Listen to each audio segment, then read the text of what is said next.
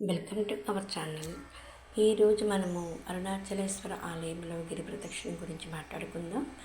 తమిళనాడులోని శ్రీ అరుణాచలేశ్వర ఆలయంలో చిత్ర పౌర్ణమి సందర్భంగా భక్తులకు అత్యంత ప్రాధాన్యమైన గిరి ప్రదక్షిణ అంటే గిరివలయం నిర్వహణకు శుభముహూర్తం ప్రకటించబడింది. ఈ పుణ్యక్షేత్రం తిరువన్నామలైలో వెలిసి ప్రపంచవ్యాప్తంగా ప్రసిద్ధి పొందింది. ప్రతి పౌర్ణమి, ముఖ్యంగా చిత్ర పౌర్ణమి రోజున ఇక్కడ భక్తుల రద్దీ భారీగా ఉంటుంది. ఈసారి గిరివలయానికి శుభ సమయం ఏప్రిల్ 30 రాత్రి 9:52 ప్రారంభమై మే 1 రాత్రి 11:08 వరకు కొనసాగుతూ ఉంటుంది. ఈ శుభ సమయంలో గిరి ప్రదక్షిణ చేయడం అత్యంత శుభప్రదంగా భావిస్తారు. గిరి ప్రదక్షిణ చేయడం అనేది మామూలు విషయం కాదు. సుమారు 14 కిలోమీటర్ల పొడవైన గిరివలయం మార్గంలో లక్షలాది మంది భక్తులు నడుస్తూ తమ మొక్కులు తీర్చుకుంటూ ఉంటారు.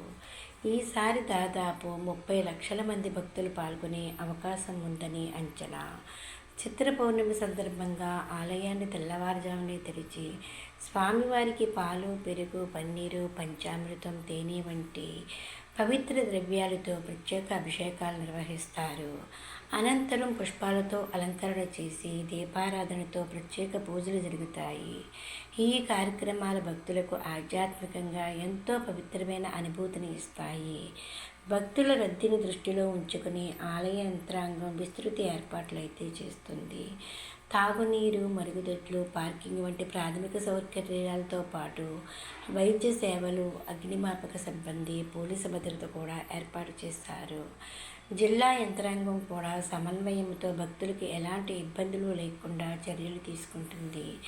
మొత్తానికి ఈ చిత్ర పౌర్ణమి సందర్భంగా గిరివలయం చేయడానికి ఇది అత్యంత శుభ సమయం కాక భక్తులు పెద్ద ఎత్తున పాల్గొని తమ భక్తిని వ్యక్తపరచనున్నారు.